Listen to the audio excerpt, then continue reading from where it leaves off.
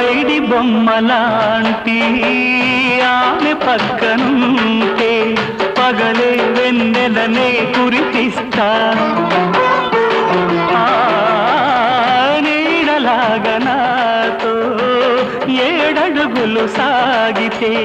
ఇలలో స్వర్గంనే సృష్టిస్తా రసరమ్యం ఆ రాగ విలాసం రసరమ్యం ఆ రాగ విలాసం వసివాడదు అది ఆ జన్మాంతం అందమైన నా ఊహల మేడకు ఆవిడమణి దీపం అంది అందని నాశలకు ఆమె ప్రతిరూపం ఆ తలపే నా ధ్యానం ఆ అభినవ దేవత నా ప్రాణం